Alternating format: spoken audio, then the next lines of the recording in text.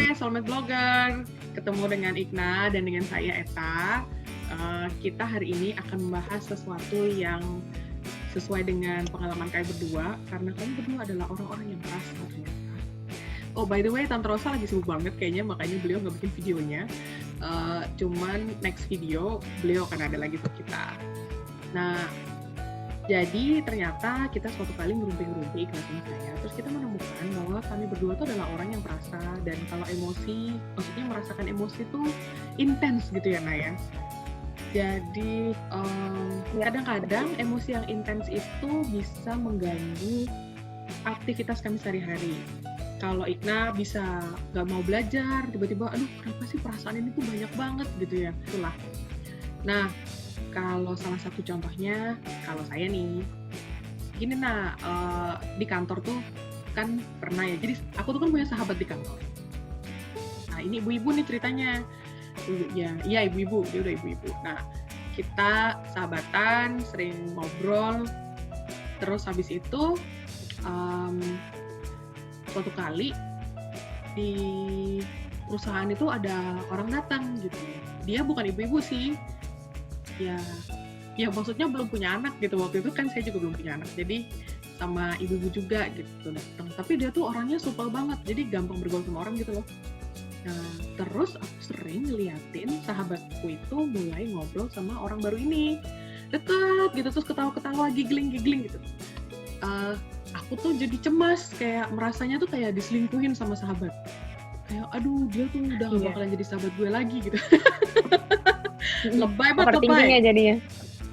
Jadi kalau kalau di kantor begitu lagi duduk, tiba-tiba sahabat aku didatengin sama ibu itu, atau tiba-tiba mereka berdua keluar di saat yang tidak bersamaan tapi hampir iring-iringan gitu tuh, aku langsung yang aduh gue kehilangan sahabat gue, udah sahabat gue dia ngambil sahabat gue, udah kayak gitu.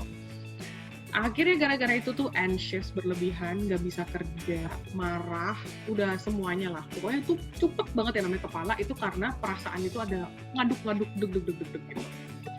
Terus ya ganggu banget gitu loh. So I had to do something about it gitu loh.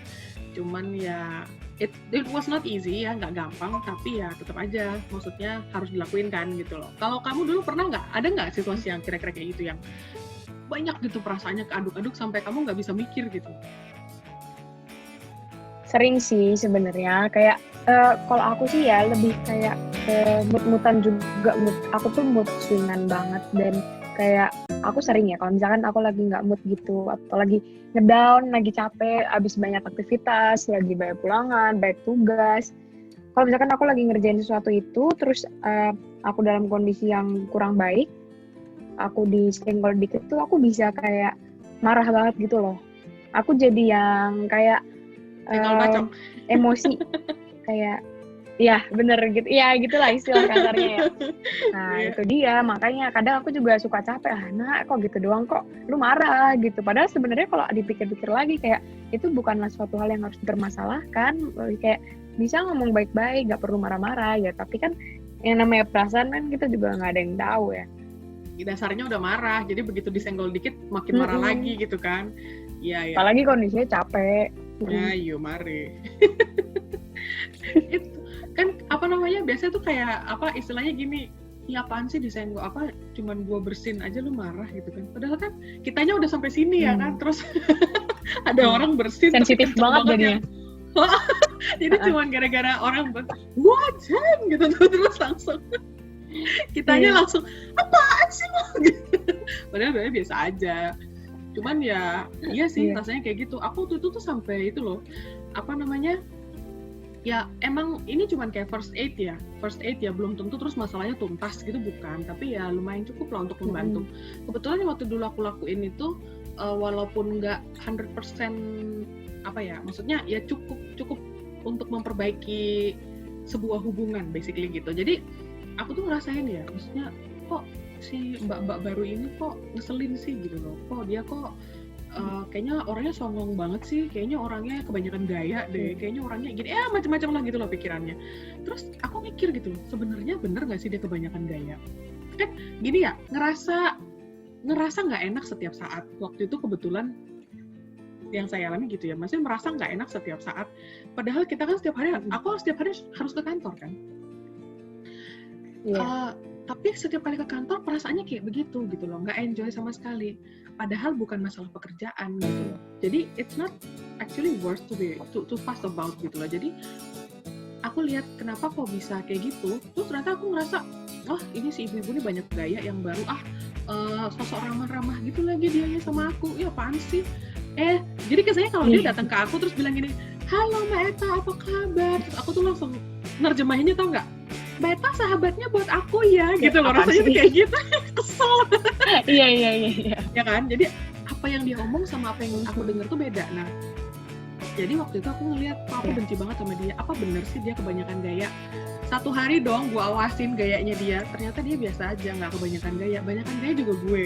Nah, terus habis itu dia bilang, aku juga bilang, dia tuh kayaknya sombong deh orangnya gitu. Terus aku lihat, apa bener sih dia sombong? Satu hari dong aku lihat apakah dia benar-benar sombong.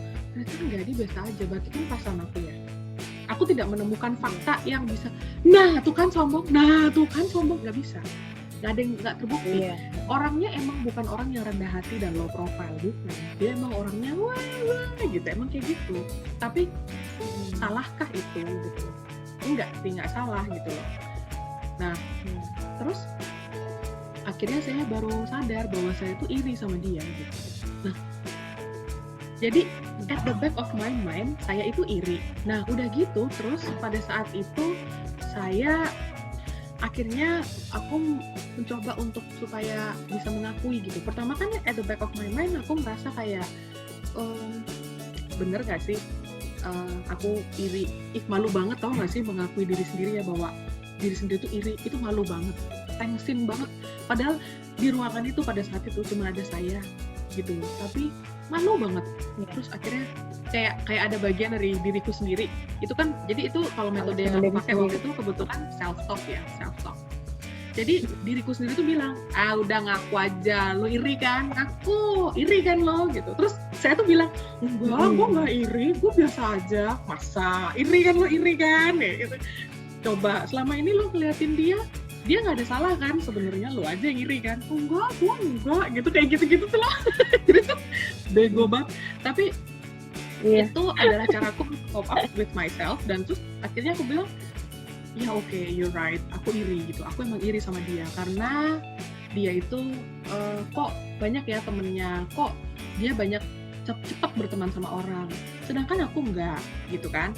Nah, tapi setelah aku mengakui bahwa aku iri, ya aku lihat supaya nggak lama-lama ya, karena kalau terlalu lama nanti aku jadi inferior. Nah itu aku nggak suka gitu loh. Aku bilang oke, dia tuh bisa bergaul ya. Kalau gitu bisa gue contek dong caranya dia bergaul sama orang. Gimana sih caranya dia bergaul sampai ketemu orang banyak? Aku bisa belajar dong dari dia gitu. Tapi ngaku iri, udah habis itu setelah aku mengaku bahwa aku iri, terus aku bisa move on gitu loh, kayak yang ya oke, gue iri sama dia, oke fine, gue iri karena sahabat gue lebih dekat sama dia cepat, gue iri karena dia banyak temennya cepat, gue iri karena dia keren, gue iri karena dia ini. Tapi ya udah, oke, gue ngaku gitu kan. Well, some people are more fabulous than us, right? So it's okay.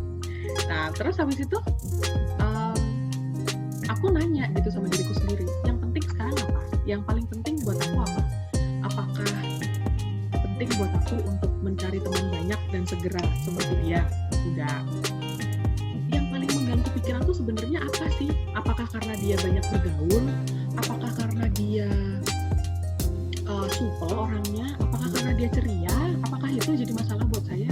Atau karena saya takut sahabat saya diambil sama dia? Kan masalahnya yang paling besar itu kan karena saya cemas sahabat saya diambil sama dia gitu kan. Akhirnya aku mikir oke, so saya perlu sort out itu dengan sahabat saya gitu loh. Saya perlu tahu sahabat saya itu sebenarnya masih mau sahabatan sama saya enggak, atau mungkin dia sebenarnya nggak nyaman sahabatan sama saya. Kan gini ya, sahabatan itu kan juga cocok-cocokan ya. Kadang-kadang kan to an extent nggak cocok gitu loh. Ngerti nggak? Sahabatku itu kebetulan dia orang Sunda. Nah terus aku kan orang Surabaya. Nah si cewek ini itu orang Jakarta, jadi mungkin lebih nyambung gitu kali ya, aku pikirkan. Bukan berarti aku bukan berarti aku lebih jelek, tapi mungkin Sunda sama Jakarta sama nyambung lah gitu, sama Surabaya kan budak mungkin nggak nyambung gitu kan, kali aja. Nah, tapi kan berarti kan nggak perlu emosi, jadi emosinya tuh karena kebanyakan mikir gitu kan, terus saya sort out, begitu saya udah bilang saya iri sama dia, tenang, saya bisa move on, itu turun terus perasaan itu nyaman gitu. Karena suatu kali saya memutuskan untuk bicara sama sahabat saya nih, ngeteh yuk, ya gitu aja. Jadi dia nggak terus yang nggak tahu ya kira-kira gimana ya, aku cek dulu sama dia ya, dia mau ngeteh apa enggak sama aku gitu. Enggak, dia nggak gitu, dia biasa aja gitu. Jadi so many times orang lain tuh biasa aja. Terus aku bilang ngeteh yuk. Turun ke bawah kan, terus gimana lu kabar? Baik, kenapa? Ih lu mah gitu, sahabat aja diselingkuhin. Aku bilang gitu, tapi dengan tenang. Tadinya aku mau ngomong gitu juga sama dia, tapi dengan air mata menderai-derai gitu. Lu bayangin dong, aja diselingkuhin. Aku bayangin dong perasaannya dia pasti langsung, ini kenapa nangis, kenapa? Dia pasti gitu. Tapi gue bilang, lu gitu, lu sahabat aja diselingkuhin. Terus dia bilang, ya elah, nggak gitu kali, lu apaan sih? Katanya, biasa aja kali, itu kebetulan aja tahu rumah kita tuh deket, jadi kita tuh kalau pulang itu satu antar jemput, makanya sering ngobrol. Lo apaan sih? Gitu. Ya udah biasa aja, cuma nanya. Aku gitu, tapi terus udah kita ngobrol gitu, terus everything was fine gitu loh. Setelah itu tuh semuanya oke gitu loh. Ya kayaknya kadang-kadang tuh kita overthinking yang tadi kamu bilang itu, tapi ternyata kenyataannya tuh nggak se-complicated itu. Kalau kamu dulu waktu itu cara sort out-nya gimana? Kalau aku sih ya, jujur sampai sekarang sih nggak ada cara pasti ya buat sort out kayak gitu tuh, karena susah banget. Bentar. Oke, maaf banget pemirsa, tadi ada interupsi ya. Sorry, tadi kayaknya nggak bisa di-cut, itu nggak apa-apa. Ya, lanjut Kak, sorry Kak. Terus kayak sampai sekarang sih belum ada ada cara pasti buat sort out kayak gitu ya. Kalau aku bilang kayak tenangin diri juga sebenarnya susah kan, apalagi lagi emosi kan. Kita juga nggak bisa menasihati diri kita sendiri kalau lagi emosi kan. Jadi aku mikir kayak beberapa cara yang lumayan efektif tuh ya paling kayak yaudahlah gitu, terus kayak denger lagu. Nah setelah itu ya sama kayak Mbak Tata, aku juga self talk juga, self reflection juga, kayak tadi gue nggak marah, kayak itu adalah hal sepele, gue bisa santai aja nanggepinnya. Cuman yang itu kita bilang tadi, kita kan nggak bisa kita tuh nggak bisa kontrol emosi kita juga, sebenarnya susah. Jadi kalau aku sih lebih kayak ke ngomong sama diri aku sendiri, ya udah besok coba lebih diminimalisir kalau misalkan lagi mau marah-marah gitu. Maksudnya kasian juga kan jadinya orang-orang kalau misalkan jadi korbannya gitu kan, kayak apaan sih lu yang bete kok jadi gue yang kena gitu kan.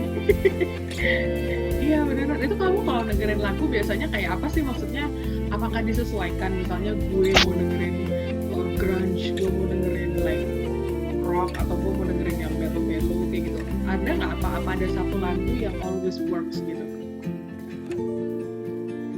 Jujur ya, kadang tuh kayak kalau misalkan habis kayak marah gitu, aku tuh kadang suka set girl hour gitu. Tapi itu kayak bikin tenang aja gitu loh. Jadi kayak dengerin lagu-lagu galau yang kayak set playlist yang biasanya ada di Spotify gitu. Bukan promosi guys, tapi kayak banyak kan di Spotify itu playlist gitu. Terus kayak aku cari set playlist atau song to cry gitu. Jadi kayak aku bisa kayak, ya udahlah, gue nangis aja sekarang, gue luapkan emosi gue sambil dengerin lagu, terus habis itu udah besok jangan kayak gini lagi gitu. Atau enggak, kalau beneran lagi nggak pengen set girl hour sih biasanya ya dengerin lagu Korea, nonton Korea, apalah yang kayak atau makan mungkin gitu.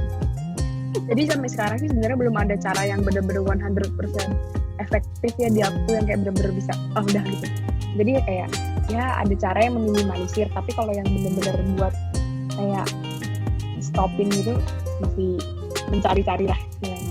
Berarti kamu kalau misalnya yang kayak set girl hour itu tadi, ini aku interested banget sih. Berarti kamu dengerin satu playlist yang emang bener-bener membantu kamu untuk let out all those feelings, terutama kalau sedih ya. Iya, dan aku selalu cari liriksnya yang relate gitu loh. Aduh, itu langsung relate sama perasaan gitu. Iya gitu. Yang langsung kena gitu. Jadi kayak oh my god ini kayaknya lagu buat gue deh dibikinnya. Kayak emotional acupuncture Kayak, oh gitu my nggak sih? Bener. Asik banget tuh, sebenarnya bagus. Aku sering juga sih kadang-kadang tuh for some reasons kadang-kadang tuh ngerasa gini, gue tuh sedih banget, tapi gue nggak tahu kenapa. Terus pokoknya gue cuma pengen nangis aja. Stupid banget kan? Iya aku juga kayak gitu kayak. Iya, ini kenapa enak ya? aja nangis gitu. Tapi bener ya kalau dengerin lagu sedih itu langsung keluar, terus udah. Iya, apalagi liriknya yang relate gitu. Iya, habis itu good as new kan gitu loh, kita bisa functioning lagi gitu ya. Itu asik banget tuh. Tapi jujur ya, kadang kayak even dengerin lagu pun kayak di YouTube, misalkan dengerin lagu di YouTube, lagi emosi nih, terus dengerin lagu Sad Girl Hour misalkan dari YouTube playlistnya kan. Ada biasanya kan di YouTube juga banyak playlist gitu ya. Yeah. Atau yang loop gitu, misalkan satu lagu nih, misalkan loop. Love, 1 hour loop kan ada gitu kan. Aduh. Kita nggak bisa memungkiri kemungkinan kalau YouTube tuh nggak memberikan iklan. Jadi kadang kalau aku lagi sedih banget. tiba-tiba ada iklan terus aku kayak what, stop lah gitu kayak lu nggak lihat gue lagi nangis. Ini kayak merusak banget, terus emosi lagi terus kayak lagunya mulai lagi terus nangis lagi. Iya benar-benar. Oh iya sih, ya lucu juga sih kalau misalnya lagi tengah-tengah terus habis itu iklan. Ya ampun. Iya. Nunggu banget 5 detik ya, 5 detik itu udah lama banget.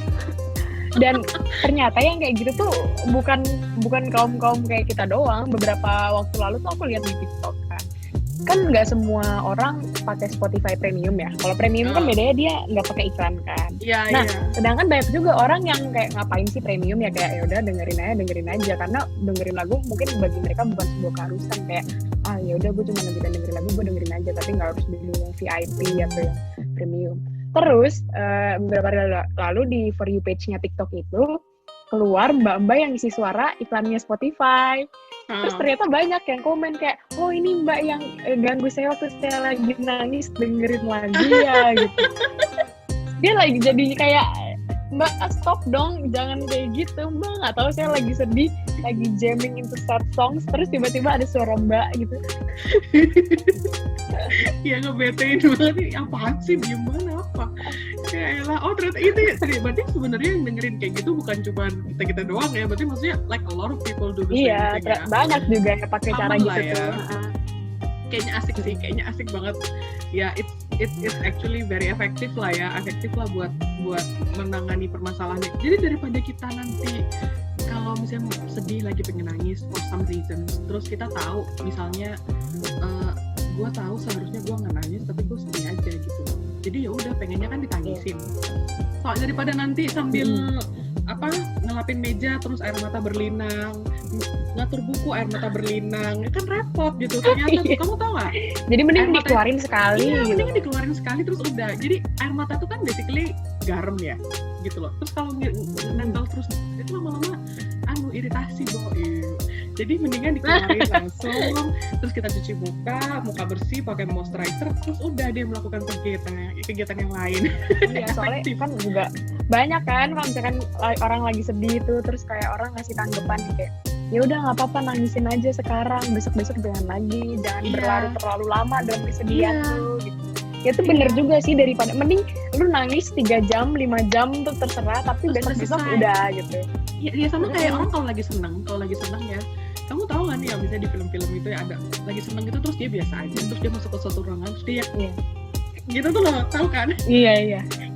Gitu tuh, itu ternyata harus, karena kamu tuh merasa excited di dalam, daripada kamu gini gitu sepanjang hari kamu gini gitu kan, mendingan satu kali aja gitu terus udah gitu loh, dan kayaknya oke. Cuman memang kalau lagi marah, emosi yang kita rasain tuh marah yang betul-betul intens, memang nggak bisa dilakukan, kita nggak boleh terus biar gitu sama orang, nggak bisa ya gitu. Memang jadi harus yang self talk atau jadi sedih jatuhnya, atau ya gambar mungkin gitu. Pernah nggak kamu lagi emosi terus gambar just to be calm gitu? Coret-coret aja sih, lebih dari coret aja sampai puas gitu coret-coretnya. Gambar pohon. Kadang tuh kalau lagi sedih tuh malah justru banyak ide-ide gitu loh, kayak gue pengen nyanyi, gue tahu gue atau gue nulis sesuatu gitu. Jadi kayak banyak idenya gitu. Oh langsung terus bisa disalurin ya gitu, channeling emotion ya langsung ya. This is so good. Seneng sih tahu kalau kita tuh nggak sendirian ya. Aku tuh Soalnya Mbak, terus kayak aku pernah baca info kalau nangis berapa jam gitu tuh bisa bikin kurus juga. Jadi itu kayak oh really? Berarti aku kurang nangis. Aduh kacau. Oh ya. Makanya kan banyak orang yang kayak kok misalkan orang habis putus, kok lu tulisan sih ya karena dia nangis mulu kali ya. Jadi terus nggak makan. Itu ada dua cara. Nangis terus nggak makan. Tapi kan kalau kita gini terus nangis di sini ada marshmallow popcorn kan sama aja. Nah justru itu malah tuh kayak gitu, kayak aduh sakit hati pengen makan, nangis tapi makan. Kan gue habis nangis, boleh dong makan. Iya. Cheat day gitu. Ya kan reward myself after crying for 5 hours gitu kekacauan. Iya deh ya. Sip banget. Makasih ya Ikna ya untuk ide-idenya sama masukannya. Terima kasih sudah menyaksikan Soulmate Bloggers. So when you feel something intense, just let it out. So it will be lighter. Just biarkan itu semua keluar dan tersalurkan gitu.